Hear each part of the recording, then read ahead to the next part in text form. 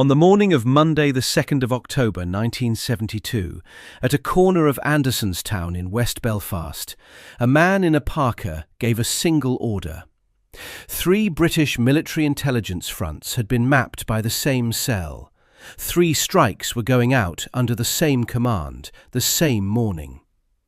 By the time those targets fell, the MRF's civilian front network in Belfast, the most systematic the British Army had yet attempted in the city, was gone, and the British state still won't say how many of its own people died. The man who gave the order was Brendan Hughes. This is the story of how he knew exactly where to hit, and why the people running those fronts never saw him coming. Hughes was born in June 1948 on Blackwater Street off the Grosvenor Road in the Lower Falls, West Belfast. He was known across those streets as the Dark, a nickname earned from his swarthy complexion, the kind of detail that sticks to a man in a neighbourhood where people remember everything. He left school young. In the late 1960s, he joined the British Merchant Navy, training at the National Nautical School in Sheerness, Kent, at around the age of 16 or 17. 2 years at sea, calling at ports in South Africa and the Middle East.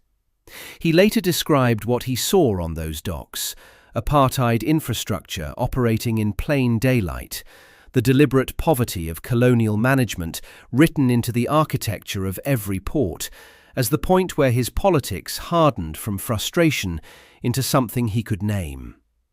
He was barely 20 when he came home to West Belfast in 1969. The city he returned to was burning. In August 1969, loyalist mobs moved through Catholic streets in West Belfast during and after civil rights marches and counter-protests. Bombay Street and the surrounding streets in the Lower Falls were set on fire. By morning, hundreds of Catholic families had been displaced. The question that followed was immediate and blunt. Where was the IRA? The Irish Republican Army had drifted steadily toward political organisation through the 1960s, away from the armed defence its constituency had always assumed it was there to provide. The standing accusation that circulated through the Falls in the weeks after the burning was captured in a single ugly phrase, that the letters IRA stood for I ran away.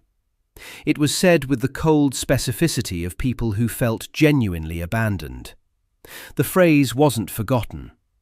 In late 1969, the IRA split at an army convention.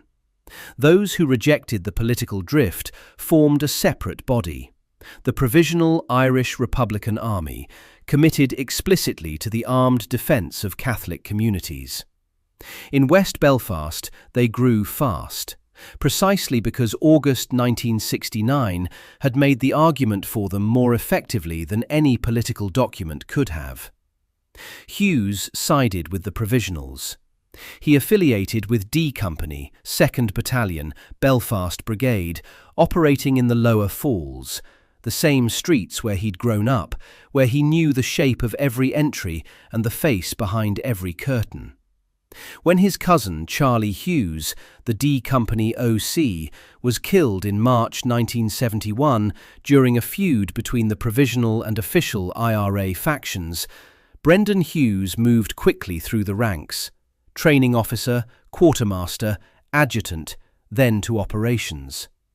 By 1972, he was a senior Belfast Brigade commander, well known on the streets he operated. Multiple sources describe him as physically present in the Lower Falls and Andersonstown, not managing the campaign from a remove. Patrick Radden Keefe's Say Nothing places Hughes on street corners, visible, a Falls Road figure whose face the neighbourhood had catalogued. The neighbours knew who he was. That visibility was part of the problem the British Army was trying to solve. In the summer of 1971, Brigadier Frank Kitson's 39th Infantry Brigade, headquartered at Lisburn with a unit base at Palace Barracks, Holywood, near Belfast, stood up a new unit. Kitson had commanded the 39th Brigade from September 1970, arriving from a visiting fellowship at University College, Oxford, where he had been finishing Low-Intensity Operations, a doctrinal work published in November 1971 that became a standard British Army reference on counterinsurgency, advocating coordinated political, military, legal and media approaches to insurgency, and pressing the case for special covert units and deep intelligence penetration of paramilitary organisations. The unit he authorised in 1971 was called the Military Reaction Force, the MRF. A parliamentary written answer in March 1994, signed by Junior Defence Minister Jeremy Hanley, described it as a small military unit which, during the period 1971 to 1973, was responsible for carrying out surveillance tasks in Northern Ireland in those circumstances where soldiers in uniform and with army vehicles would be too easily recognised. That answer was technically accurate and deeply incomplete. The MRF consisted of approximately 40 personnel, drawn from across the British Army, operating in plain clothes and civilian vehicles, armed with Browning pistols and Sterling submachine guns. They ran turned paramilitaries, informers recruited from inside IRA structures, known internally as Freds, and they built civilian front businesses as intelligence platforms. A Ministry of Defence review later found the MRF had no provision for detailed command and control, which tells you something about how fast the apparatus was assembled and how much depended on the initiative of individuals rather than formal oversight. Kitson himself left command of the 39th Brigade in April 1972, 6 months before the operation that would dismantle what his unit had built. By October 1972, he was running the infantry school at Warminster. The MRF was his architecture, but the morning of the 2nd of October was somebody else's problem. The centrepiece of that architecture was the 4-square laundry. On the surface, a door-to-door mobile laundry service running routes twice a week through nationalist West Belfast, a laundry van with the name stencilled on the side, offering cut-price collection and delivery to households across Andersonstown and Twinbrook. The initial customers were drawn in through discount vouchers, numbered and colour-coded by street, each one tying a specific load to a specific address. 2 operators worked the rounds, a young male driver and a young female assistant, both from Northern Ireland, both undercover, both performing ordinary commerce every time someone opened a front door. They actually collected the washing. The cleaning was actually contracted out. The garments were actually returned, folded, to the same addresses that had handed them over. The commercial cover was genuine as far as the customer could see. What happened in between was the mechanism. Every batch of clothing collected from a household address was routed to forensic facilities before a single item was washed. Technicians worked through the loads methodically, testing for explosive material, explosive residue, gunpowder, cordite, gun oil, and firearms residue.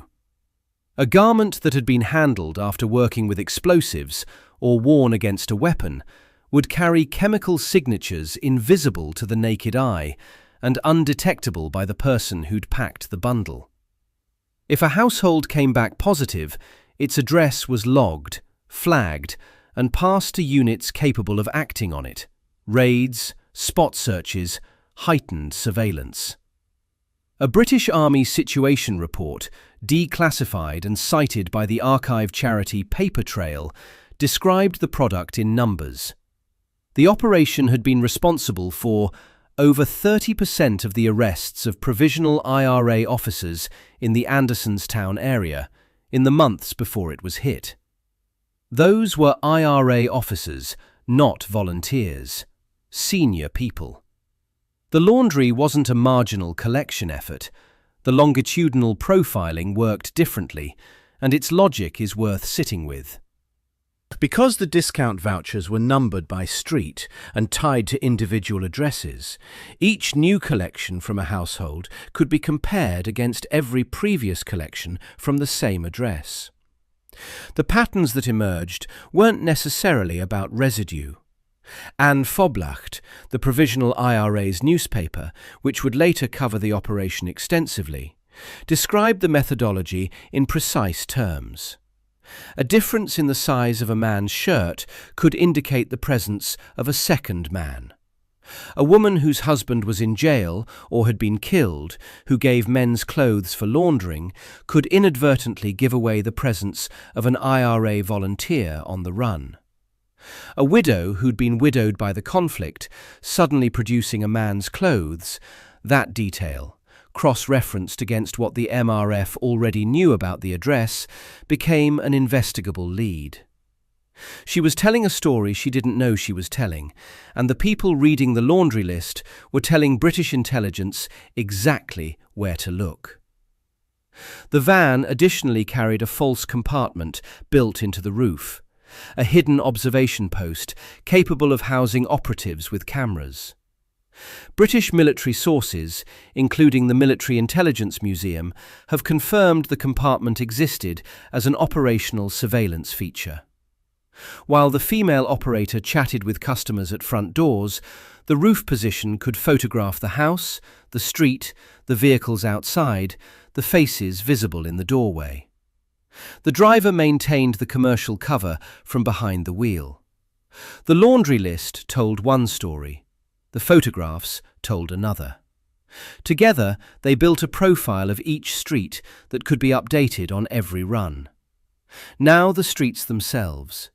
It matters to be specific because the physical conditions of West Belfast in 1972 reveal the design flaw that was baked into the cover before the van ever turned a corner. The Falls Road and Andersonstown were built on Victorian and Edwardian working-class terraced housing.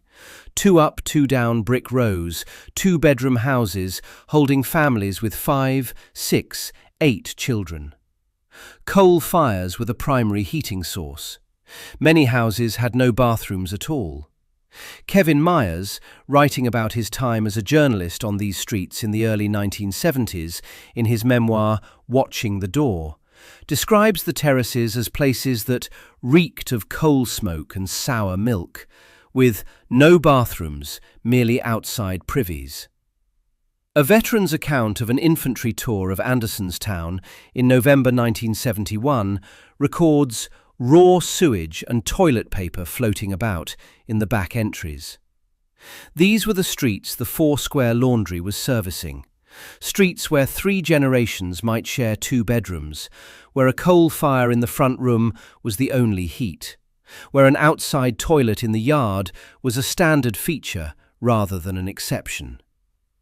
Paid commercial laundry services weren't normal consumer behaviour in that economy and that physical reality.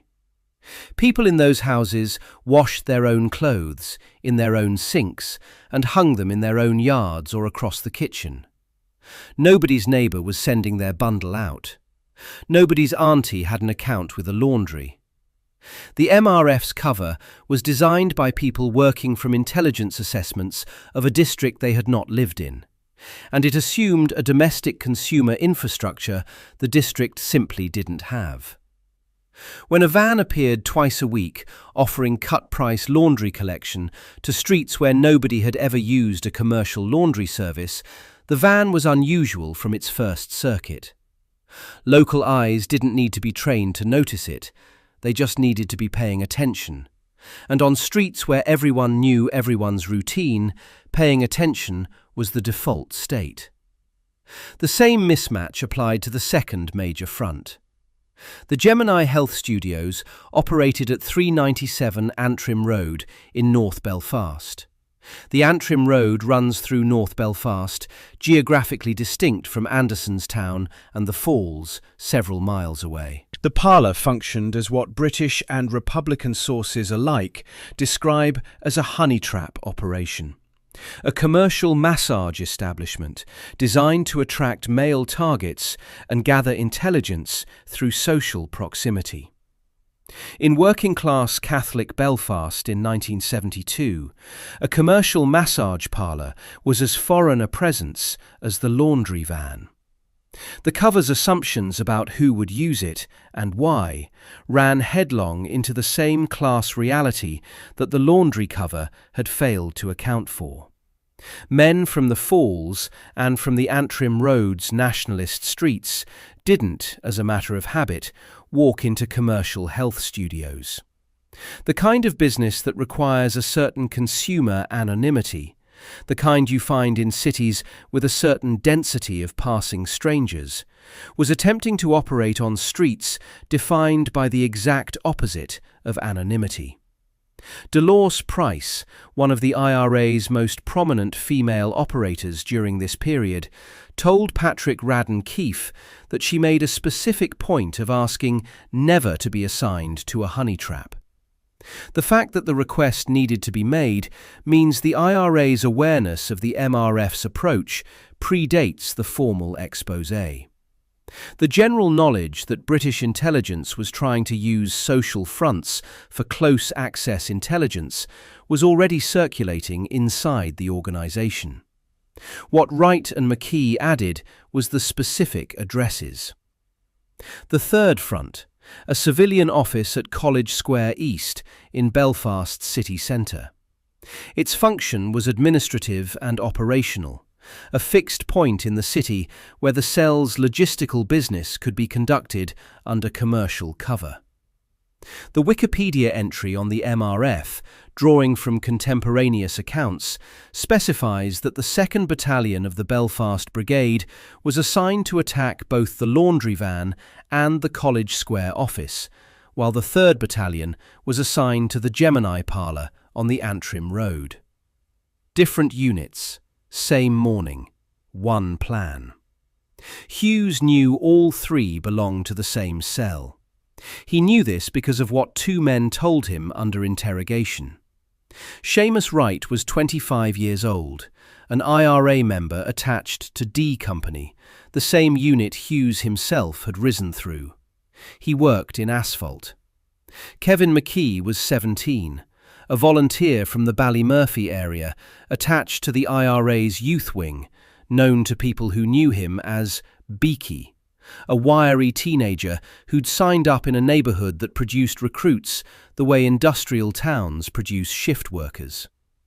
Both had been recruited as MRF informants, turned, according to Patrick Radden Keefe's account in Say Nothing, after being arrested and approached by intelligence handlers who understood that a young man facing the prospect of prosecution had a range of options beyond silence. Wright's recruitment involved training in England, flown out, briefed, then returned to Belfast to operate inside the IRA on the MRF's behalf, feeding information back to his handlers at Palace Barracks. McKee's informer activity is documented in British Army records that have since been declassified. A King's Own Scottish Borderers Watchkeeper's log from February 1972 records McKee's arrest and notes that he gave information, leading to a search of IRA property. A Ministry of Defence file from May 1973, cited by the archive charity Paper Trail, refers to Wright and McKee directly as turned terrorists. Not a Republican characterisation, but the British government's own bureaucratic language for what they were. The Paper Trail research has also uncovered a specific MOD assessment of McKee's last weeks, that he escaped from protective custody on 6 September 1972 and was almost certainly responsible for blowing the laundry operation to the IRA, and that he may have been personally involved in the murder of Sapper Stuart on 2nd October. The British Army knew McKee had walked out of their protection in early September. Sapper Stuart was still driving his route 4 weeks later. By September 1972, the IRA's intelligence apparatus had established that two of its members were working for the MRF. The interrogations that followed were conducted by Hughes and other senior figures. Wright went first. Under sustained questioning, Wright described the compound at Palace Barracks in Holywood, the layout, the security arrangements, the routines. He described the Freds system, how turned paramilitaries were handled, how they were insulated from each other to prevent exposure, how they were used to identify Republican figures by pointing them out through armoured car gun slits. He described the surveillance photographs, the footage taken at Republican funerals that was then shown to MRF agents for identification purposes, how the operation assembled its picture of West Belfast one face at a time. He named McKee as another informant inside the MRF's network. When McKee was subsequently questioned, he confirmed his own role and what he knew about MRF operations across the city: the laundry, the parlour at Gemini Health Studios, the office.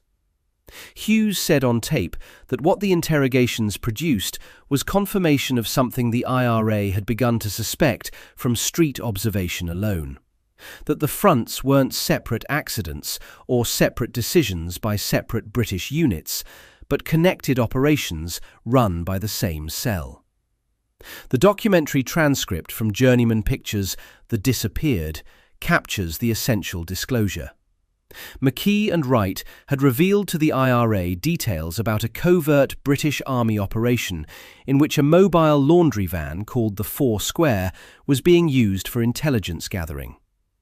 The record stops there in the partial transcript, but the operational consequence is what matters. McKee and Wright had provided the architecture. Hughes had the confirmation he needed. He had offered both men conditional immunity on the condition of full cooperation. Both men understood themselves to have received it. They told him everything they knew. The IRA Army Council didn't share Hughes's assessment of what immunity meant. But that decision came later. Before it did, there was the 2nd of October. The morning was grey and ordinary. The Four Square laundry van ran its route into the Twinbrook estate on the Stewartstown Road, a nationalist housing estate on the western edge of Belfast, beyond Andersonstown proper. Juniper Park was a cul-de-sac within the estate, a dead end. The kind of street where a vehicle has to slow, turn, and come back out the way it came in. The van made it a regular stop. At approximately 11:15 in the morning, the van drove into Juniper Park. Lance Corporal Sarah Jane Walk of the Women's Royal Army Corps, the female operator, had stepped out to collect laundry at a customer's door. Patrick Radden Keefe's reconstruction places her on the doorstep, exchanging a few words with the housewife, when she heard what she later described as a cracking sound. She turned. 2 IRA volunteers had walked to the van. One carried a rifle, one carried a machine gun. They were crouched with their backs partly towards her as they brought sustained fire onto the driver's side of the van. Sapper Telford Stuart, 20 years old, from Strabane, County Tyrone, Royal Engineers, was shot and killed at the wheel. The Military Intelligence Museum's account is brief and direct. On October 2nd, 1972, the laundry van came under sustained firearms attack. Sapper Stuart was killed instantly. The IRA then turned their weapons on the roof of the van and machine-gunned it, targeting the observation compartment they had been told was built into the vehicle's structure and used for photography and surveillance. Walk was still in the doorway. One of the gunmen pointed a weapon in her direction. She pushed the housewife backwards into the hall, told her it was loyalists, a sectarian attack, nothing to do with the army. And the woman, believing her, helped her escape through the back of the house. Walk made it out.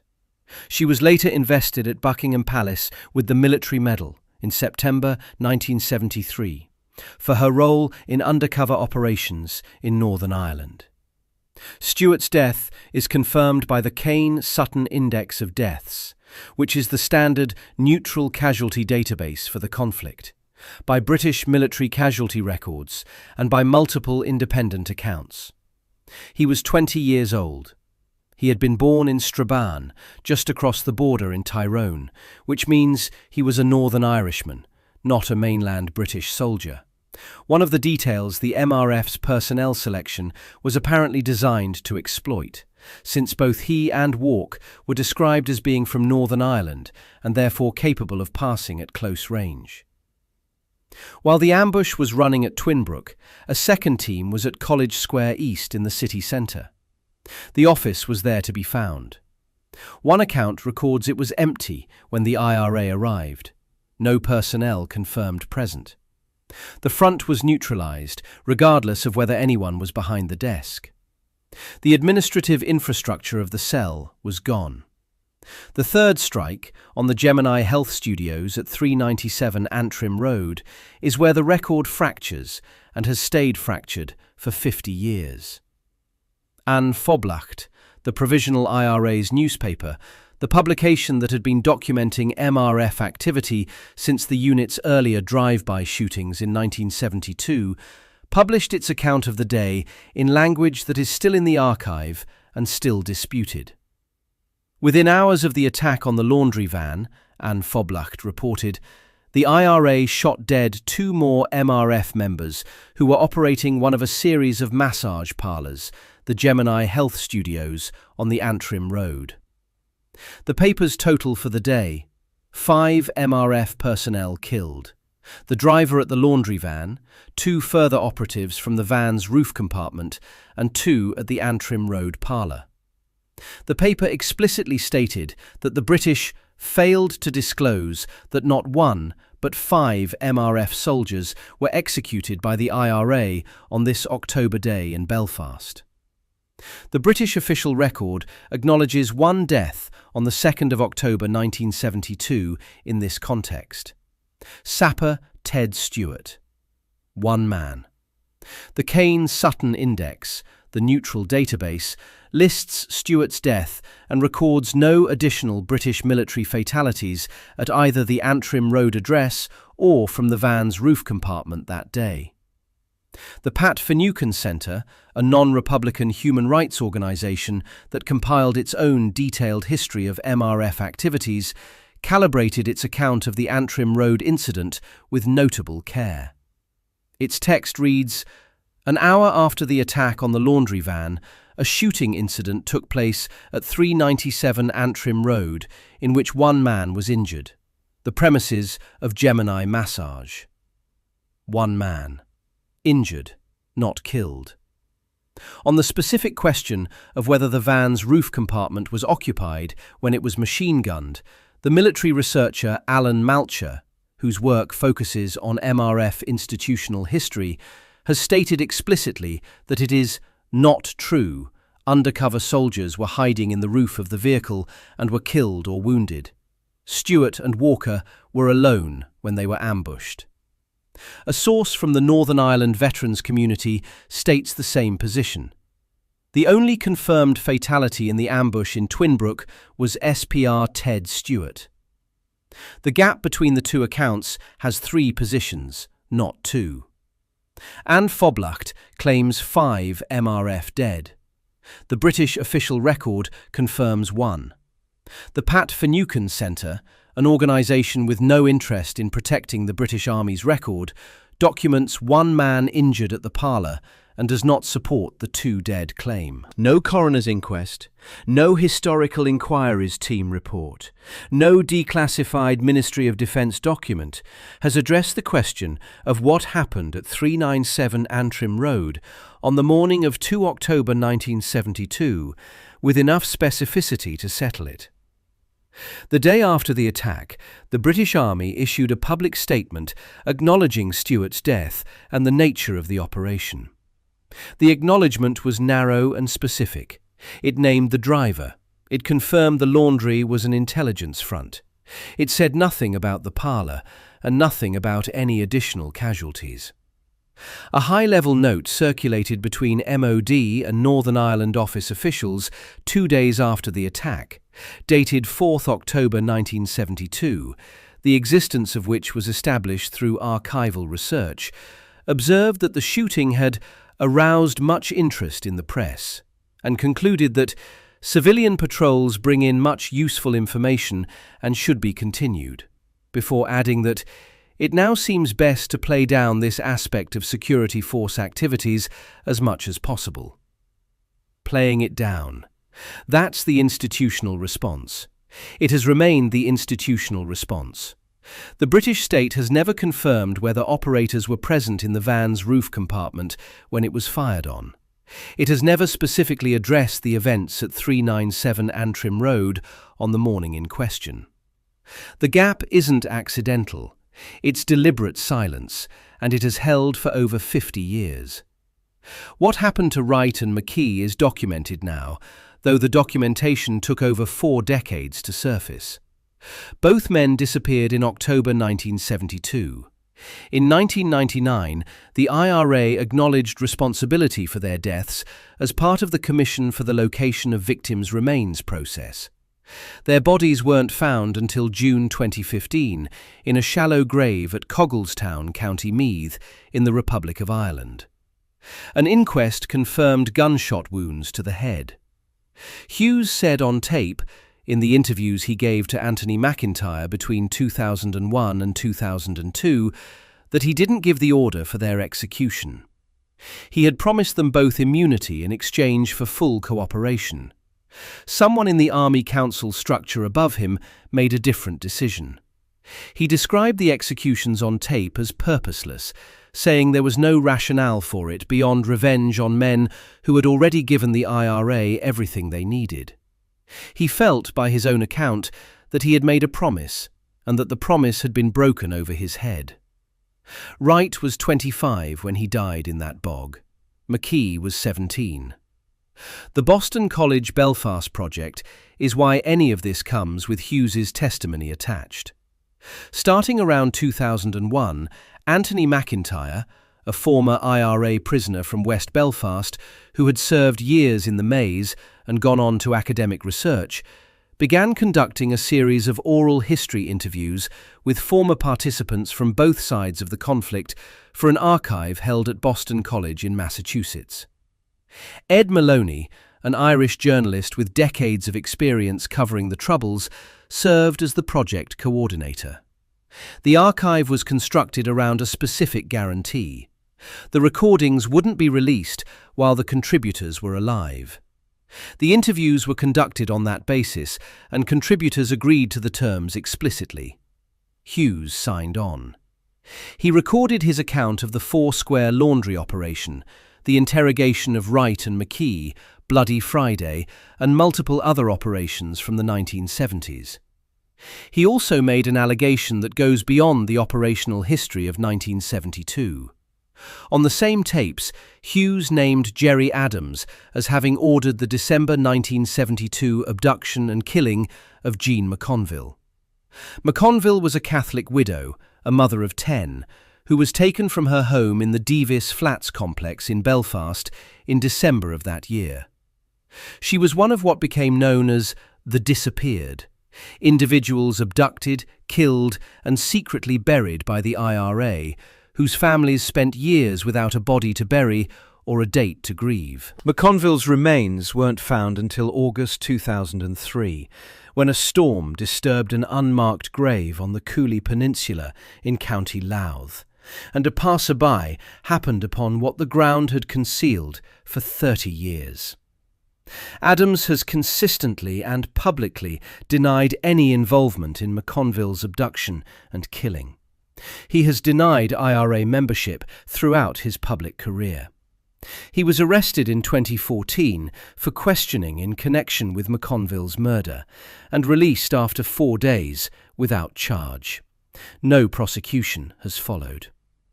Hughes's allegation is an oral history claim derived from a single source, his own embargoed tape, and it isn't adjudicated in any legal forum. Both positions are on the record, the allegation and the denial. Neither has been resolved. The script does not resolve it either, because no honest account of the evidence can. What those tapes collectively represent is the primary source for the operational account of 2nd October 1972, not a contemporaneous military report, not an after-action debrief that survived classification. A dead man's embargoed testimony, released because the man was no longer alive to prevent it, describing events from 38 years earlier in a city that had been trying to forget them ever since. Hughes was hospitalised in early February 2008, admitted to Belfast City Hospital with a chest infection. He fell into a coma within days. He died on 16th of February 2008, aged 59. His underlying health had been compromised for years by prior heart surgery and by the long-term physical damage accumulated during a 53-day hunger strike he led in the Maze prison in October 1980. A hunger strike he ended believing he had secured assurances from the British government, assurances he later said weren't honoured. His eyesight had been deteriorating for years as a consequence.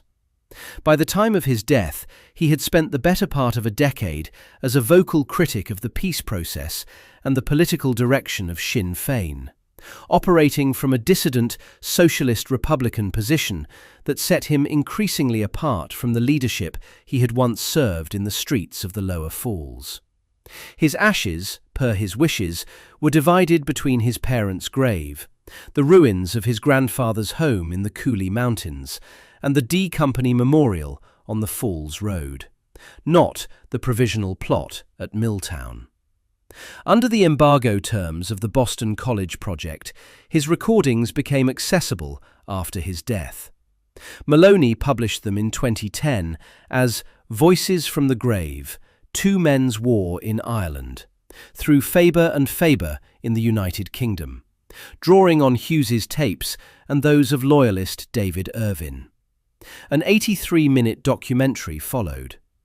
The PSNI subsequently pursued Boston College through American courts, serving subpoenas under a mutual legal assistance treaty with the UK government in connection with the McConville investigation. The legal battles ran for several years, with McIntyre and Maloney challenging the subpoenas. The First Circuit Court of Appeals ultimately ordered Boston College to surrender some materials. The project itself was terminated by the college in 2014. Hughes's materials, having been released posthumously per the embargo terms, had already served their purpose. The operational account of the 2nd of October surfaced from those tapes. It had been sitting in a vault in Massachusetts, in a box with Hughes's voice on it, for 8 years after the man died. Now consider what that morning actually amounted to. 3 separate intelligence platforms, each running a different cover, each generating a different kind of product, each staffed by different personnel, dismantled in a single coordinated operation by teams whose members had grown up within walking distance of the streets they were hitting. The laundry alone, by a British Army's own classified assessment, had been generating over 30% of IRA officer arrests in Andersonstown in the months it was running. The MRF's civilian front capacity was finished. The unit itself was wound down within months. Kane notes that its records were subsequently destroyed. The MRF was replaced by a professionalised 130-strong unit, the Special Reconnaissance Unit, reporting directly to HQ Northern Ireland rather than through brigade structure, which tells you what the loss of the MRF's infrastructure actually meant in resource terms. It needed something substantially larger and more formally organised to replace it. The 3rd of October, the morning after, the British Army acknowledged Stuart's death and the nature of the laundry operation. The statement was constructed to contain rather than explain. An institutional note written 2 days later observed that civilian patrols bring in much useful information and should be continued. and that the best response was to play down this aspect of security force activities as much as possible. The dead were to be managed, not accounted for. None of the replacement capacity that followed came from the streets of West Belfast. Hughes and the people around him knew those streets in ways the MRF never had. They knew nobody in Andersonstown was sending their washing out in 1972. They knew the van was wrong before they knew what the van was. They knew the parlour was wrong for the same reasons. Wrong type of business, wrong assumptions about who lived there and how, wrong understanding of what commercial anonymity requires and what these streets categorically didn't provide it. Wright and McKee provided the technical confirmation, the addresses, the cell structure, the doctrine, the names.